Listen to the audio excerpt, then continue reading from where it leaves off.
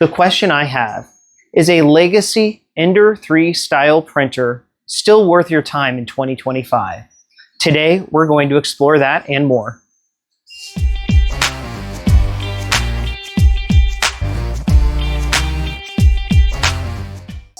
Welcome back, everyone. I'm Eric, and this is Rowdy's Prints. Today, we're going to take a look at what I found on Facebook Marketplace and see if we can turn it into a useful printer for my print farm. This is my Ender 3 Max Neo. Introduced in 2021, this 300 by 300 by 320 build volume printer is exactly what I was looking for. On the hunt for an i3 style printer, I stumbled across this Ender 3 Max Neo that needed a little bit of work. It was listed for $100, which was definitely more than it's worth. It did have a large print volume, which I like. I put in an offer and I went to pick it up the very next day. Now, it was more than I really wanted to pay, but this listing had been up on Facebook Marketplace for 19 weeks. The seller was originally asking $100. I talked them down to $75. I still think I might have overpaid, but you're going to see why here in just a moment.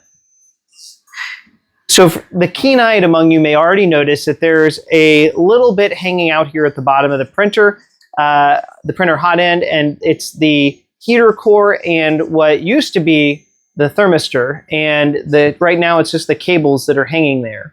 So I'm missing a functioning Hotend from this printer, and I haven't even powered it on. So let's take a look and I will tell you why I think this may have been a problem. I brought this printer home almost 2 weeks ago, and I've yet to try powering it on. And I'm actually a little worried.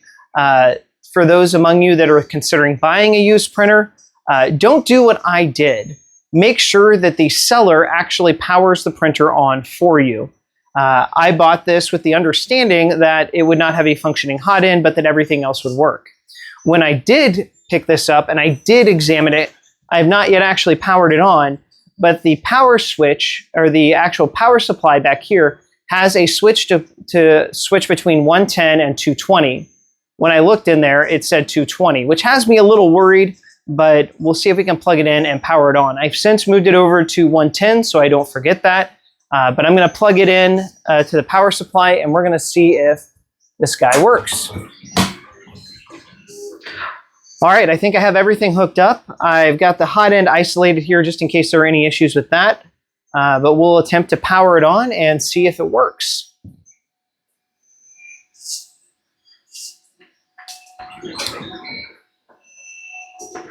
It looks like it's powering on. Whew. Okay.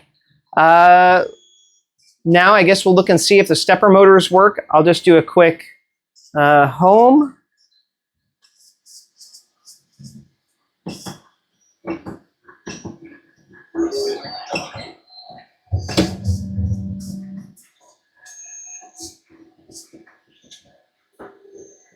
It seems like it's going to work.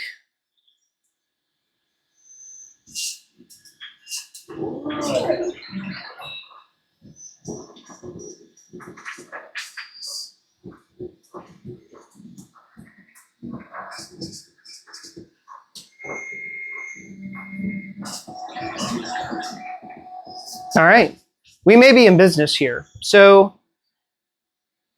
I'm not entirely sure what the end state of this printer is going to be. At least initially, what I'd like to do is get a functioning Hotend on here.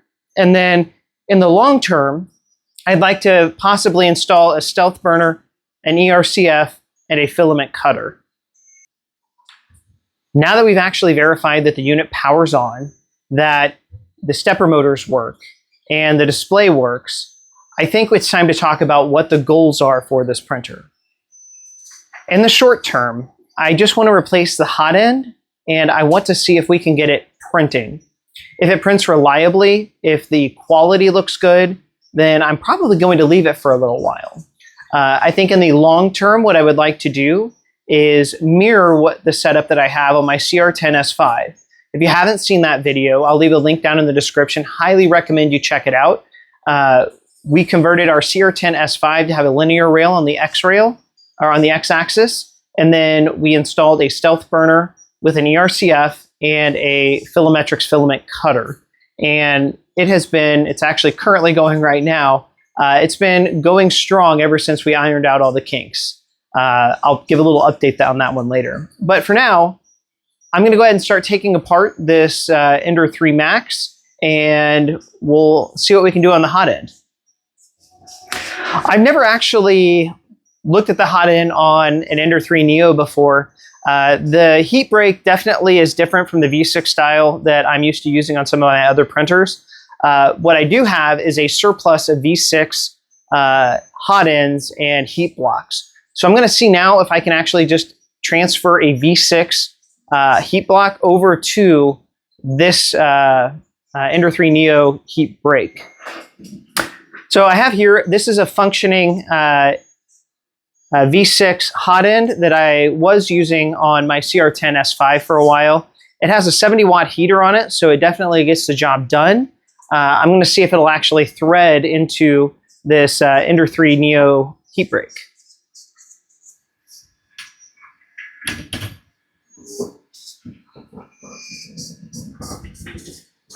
It looks like it might, but I think I'm going to have to remove the heat break in order to get the job done. All right, a lack of research done on my part here. The Ender 3 Neo heatsink attaches to the heat break a little differently than the V6 does. It doesn't use a threaded setup. It uses these grub screws to actually apply pressure onto the heat break. And I don't have anything that's actually going to work with that. So we have a couple different options that we can do. The first one is using a adapter setup for this backplate that will allow us to affix our E3D V6 Hotend, or we can skip straight to the end game and we can attach a stealth burner with a filament cutter. I think at least in the short term, I'm going to go for the adapter setup and try my V6 Hotend here, mainly because I'd like to see what this can actually do with its Marlin firmware before we kick it over to Clipper. This is the adapter plate I found on Printables, and seems very straightforward, perfectly designed for the V6 that I happen to have. The only complaint that I have is it uses the V6 style cooling fan for the heatsink.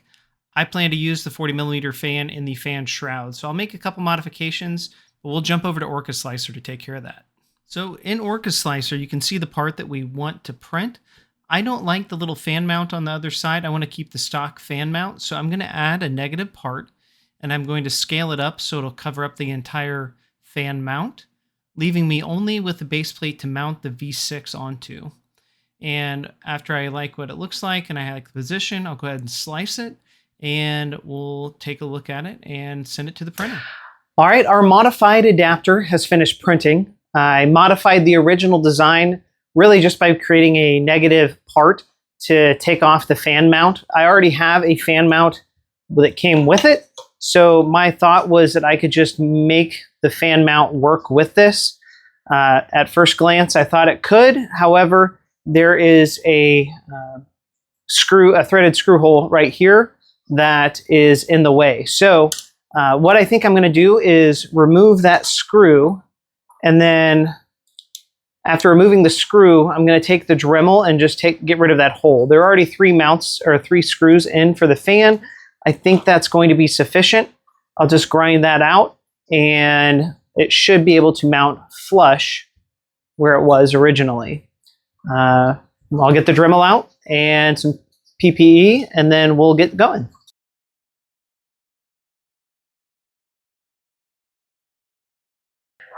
All right, we were able to grind down that stub right there where the screw is mounted, and I think that'll mount up flush. So this is our modified plate, and I'm going to need to put a couple of threaded inserts into here, heat set inserts, so that way our E3D V6 gets squished right there, and the M3 screws will go in there and hold it pretty tight.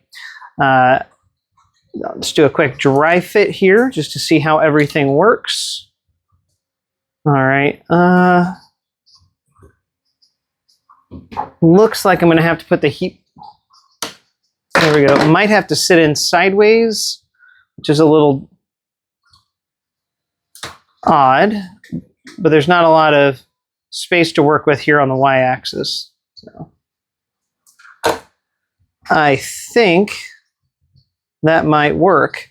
Now, my main purpose behind modifying this was to use the original fan shroud and mount here with the hope that I could actually use the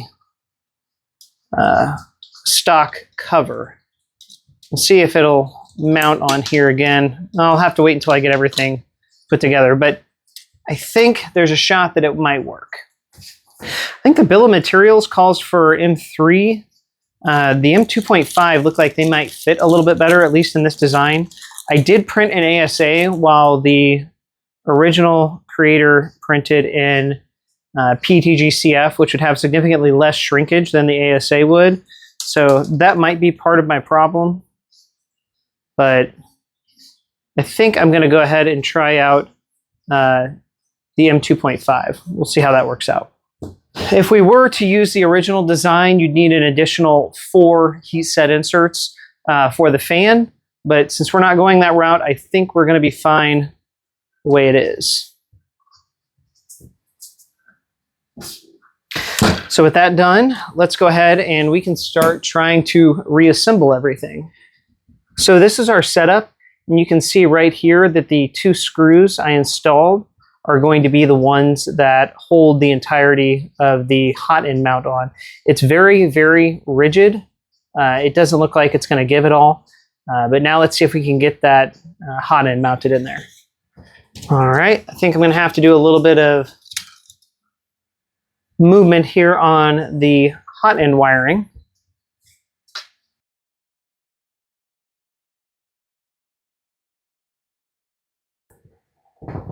Okay, well, guess the only thing I can do now is turn it on and see if anything actually interferes with the fan.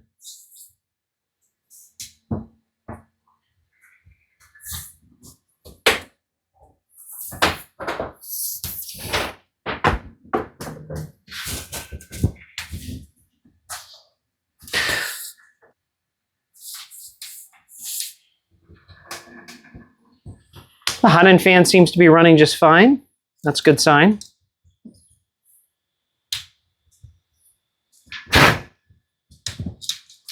Now, I do have a lot of extra cabling up here. I might be able to cable manage that over here on the side. See what I can do. I suppose the only reasonable thing to do now is to see if we can push some filament through the Hotend. So in order to do that, I'll go ahead and preheat it for the PLA that I'm about to load. And while that's heating up, I'll go grab a partially used roll of filament.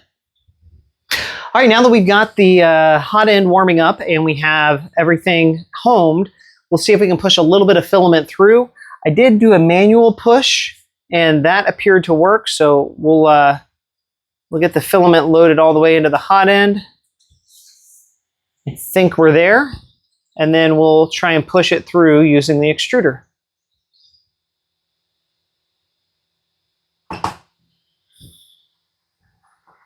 And we are purging the last filament that I had loaded. It looks like black PLA, but we are extruding, which I like to see. All right. Well, it looks like we have a functioning 3D printer now. Before I actually do any of my test prints or calibration prints, I am going to do a little bit of cable management to make sure that none of these get snagged on anything while we're printing. So I'll clean that up and we'll get back.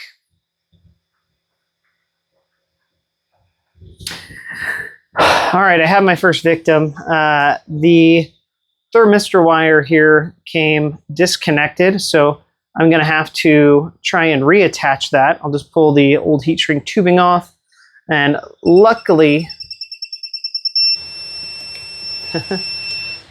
it looks like I can just resolder and reattach. It looks like it was just a bad solder job on my part, which is not a surprise. So I'll take care of that, and we'll see what it looks like after. And everything appears to be as it should. So we'll put it back in the cool down mode and we'll finish doing a little bit of cable management. All right, and just like that, I think I have enough to get started. So I'm going to remove the glass plate bed. I'm going to go inside, wash it up, bring it back out, and we'll get started with our Z offset calibration. And then we'll run a couple calibration prints just to see how it's doing. 7 hours later. All right, we are back with a cleaner build plate. I did take a scraper to it and soap and hot water, and it still didn't come completely clean, so hopefully it's good enough for some decent bed adhesion. Now that we've got this installed, we'll do a couple separate calibrations and tests, and I'll try my first print, which of course has to be a benchy. Well, one of the things I've discovered is that the way that this is installed presently, there just isn't going to be enough room between the fan shroud as it's installed and the nozzle. So I'll give you a close-up of what I'm talking about here. If we look at this end right here, this fan actually sticks down just a smidge below where the nozzle is, which means that we are never going to be able to get that printer to touch, or that nozzle to touch the bed while we're printing. So I do have something that I'm considering using, but it's going to take a little bit more work. This is an old Volcano block. It has seen a lot of wear and tear, but I'm going to see if I can't put the heating element and the thermistor in here and get it bolted up, and we'll see how it works out for us. One of my main concerns here by using the Volcano Hotend is that it may stick down too far for the fan. If that's the case, then I may have to go back to the drawing board, and we may end up having to try the stealth burner option, though I'd like to avoid that at least initially, just to see how this works out. It seems to fit in there. The cooling fan is not the best setup. It is a little bit away from the end of the hot end, but we'll give it a shot. We'll see how it works out. Well, we're pushing filament, so I'm going to call that a victory for now. Let's see if we can do a Z calibrate.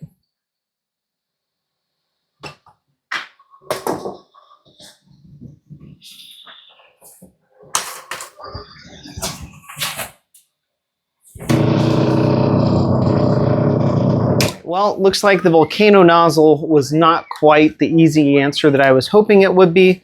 I think what we're going to have to do is take our BL Touch and extend it down at least another probably 5 to 10 millimeters. All right, the way that we're going to move this down isn't exactly the most scientific method, but we're going to use a series of washers on an M3x12 and hope that that's going to be enough.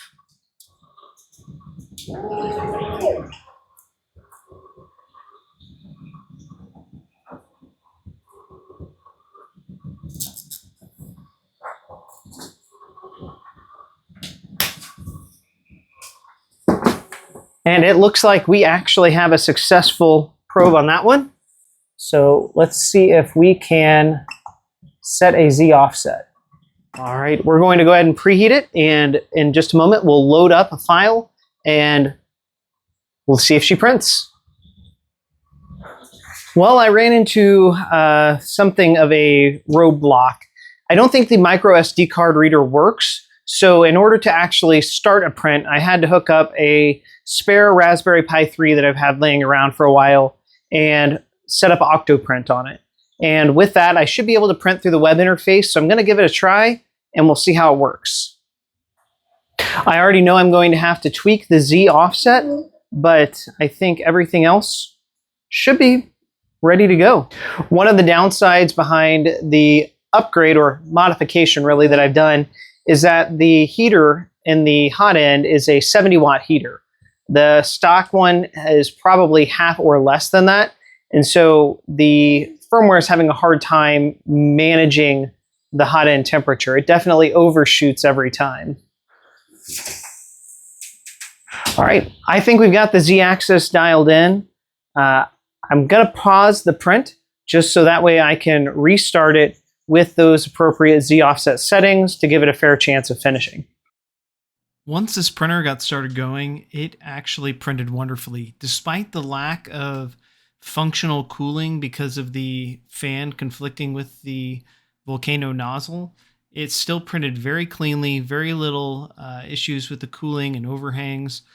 I did happen to find some Z artifacts. However, I did clean up the screws and I lubed them, so hopefully in the future there won't be any issues with that.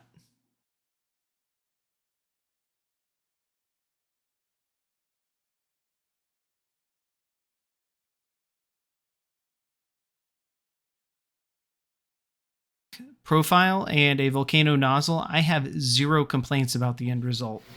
All right, well, the Benchy is just about finished up, and it looks like I have a working 3D printer.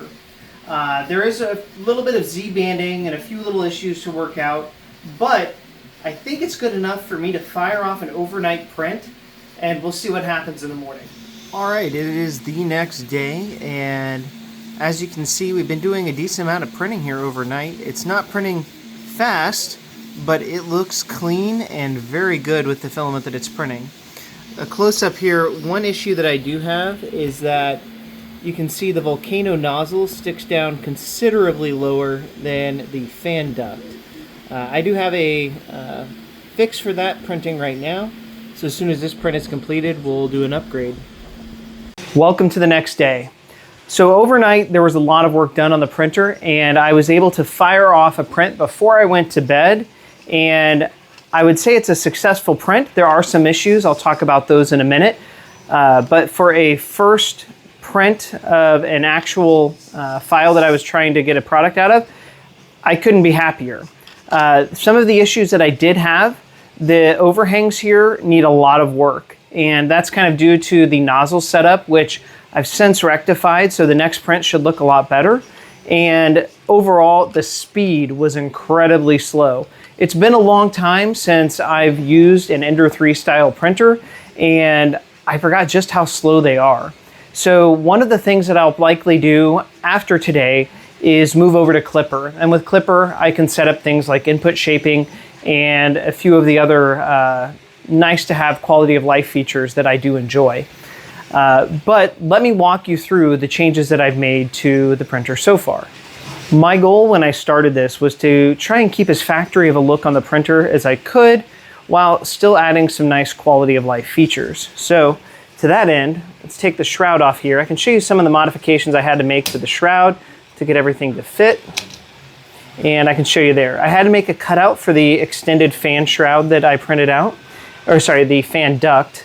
And then in addition, the V6 sticks out a little bit further than the default or the factory heatsink does. So I had to do a little bit of trimming on the top here, but from the front, it doesn't really stick out. You can't really notice it nearly as much.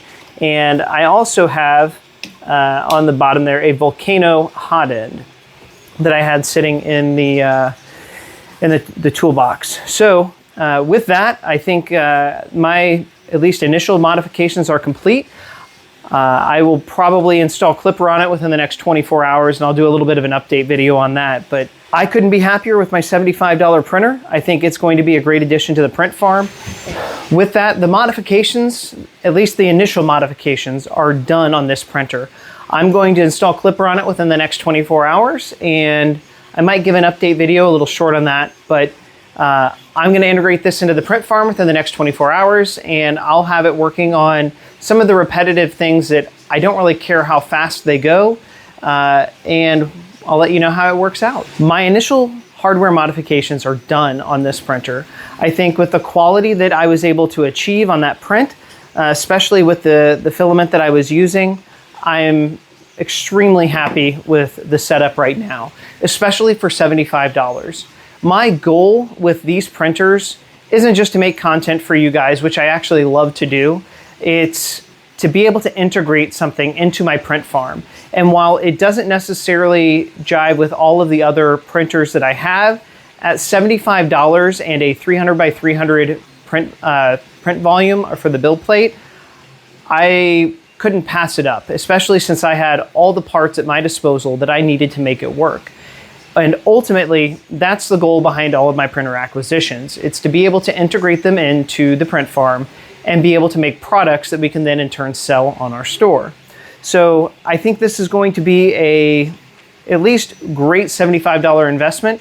I could not be happier. Another 300 millimeter squared printer out on the market today would probably cost me in the range of $300 on the low end to closer to $1,000 on the top end, depending on what I'm looking at.